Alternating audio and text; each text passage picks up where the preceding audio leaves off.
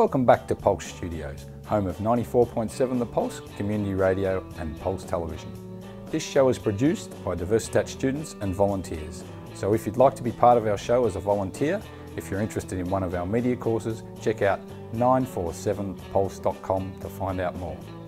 The old Geelong Jail has a history going back over 160 years, and although you won't find anyone living inside the cells today, the gates are still open to those who dare to take a spine-tingling ghost tour.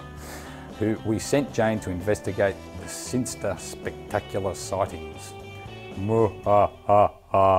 It's a cold, windy night here in Geelong, making it a perfect night for a ghost tour at the old Geelong Jail. So let's go find ourselves a tour guide. Follow me.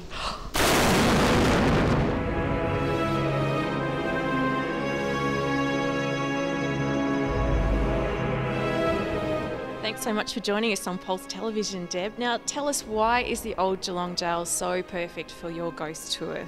Well, it's a really old building. It's one of the oldest 19th century prisons that are left intact. It's the only intact prison left in Victoria. All the other ones have been torn down or modified in some degree. So it was started being built in 1849 and didn't close until 1991. So there is a heap of history to be found in here. And at its height, what number of prisoners would have been here? We're not sure on the exact numbers. We're still trying to find a lot of the prisoner list, but we believe there would have been well over 200. And there's some pretty interesting stories, aren't there? Obviously there's a lot of ghost stories, but a lot of really fascinating people have been in the prison. What are some of your favourites?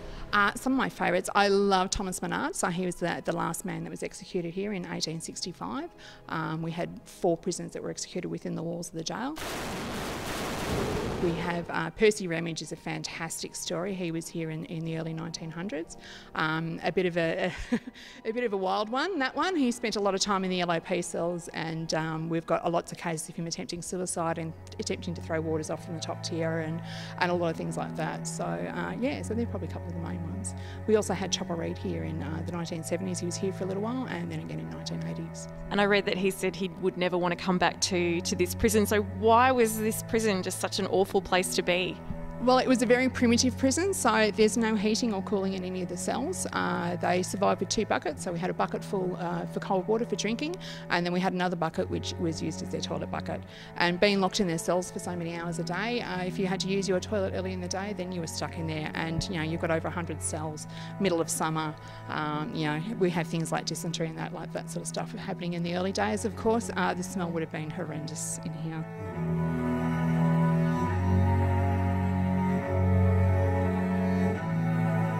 Now, with so many people here for such a long period of time and such an interesting history as well, because it wasn't always just a prison, was it? No, in the 1860s it was used as an industrial school for girls, so it was the Myer Street Industrial School for Girls. Between about 1868 and 1870s, we had about 183 girls that were aged between 3 and 16 that were incarcerated here, still while we had prisoners on this side of the jail, so we had all the kids over the other side, and unfortunately, accidents happen.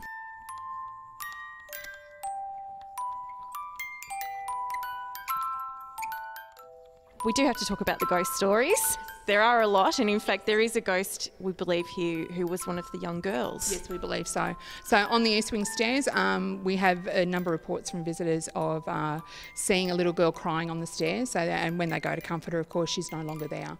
I myself have actually heard her crying in the jail. We have lots of reports of that sort of stuff. We have reports of the smell of lavender. We'll follow some of the people around as they're walking around. And what are some of the other famous ghost stories you've got here as well?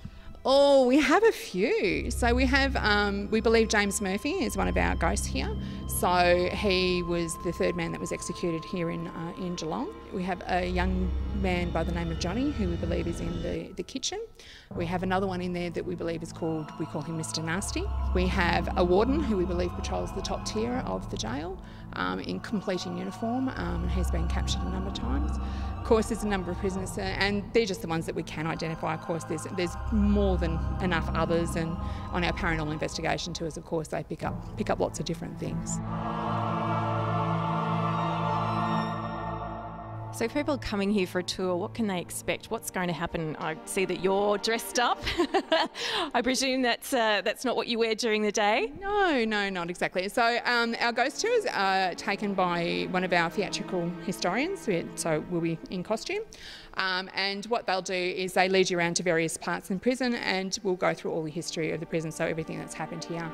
So you'll see just about the entire jail and hear about all the different stories. So you'll hear about some of the escapes, you hear about floggings, you'll hear about one of our executed prisoners who's buried out in the jail, the industrial school that I just told you about, the kitchen, some of our LOP cells. There's many stories that can be heard around here, so it's just got a fascinating history. And is it a tour that's suitable for everyone? Because it's a huge building, there's a lot of stairs, and some of the subject matter might be a bit scary as well. Yes, so we suggest that perhaps children under 8 it's not appropriate for. And of course it's up to the parents, they know what children, their children are capable. We've had adults that we've had to escort out.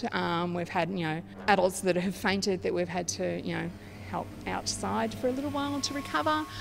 So it just kind of depends on things. And of course it depends on the night too.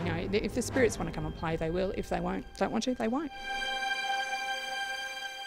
And you've been pretty popular lately. All your tours have been booked out. Yeah, especially on the weekend. We're finding that people are having to book, a couple of weekends in advance, especially if they want Friday or Saturday nights, with our ghost tour and our paranormal tours. So whether that's the increased publicity over the proposed expression of interest for sale at the moment from the council, we don't know, but we're loving it. And we love it on tonight with the wind. It makes it very eerie. Yes, and that it just adds to the atmosphere when it's blowing a gale and it's cold and miserable outside. So yeah, no, it's very cool.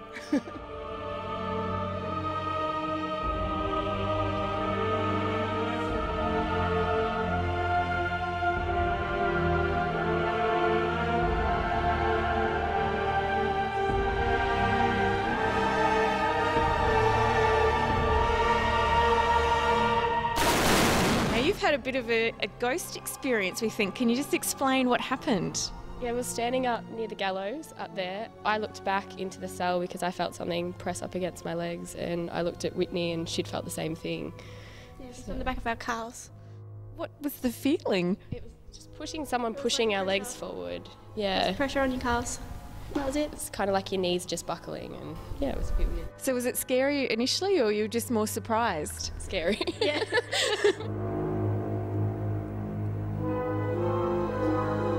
Geelong Jail Ghost Tours operate 7 days a week, and you can find out more information on their Facebook page. I'm Jane, reporting for Pulse Geelong.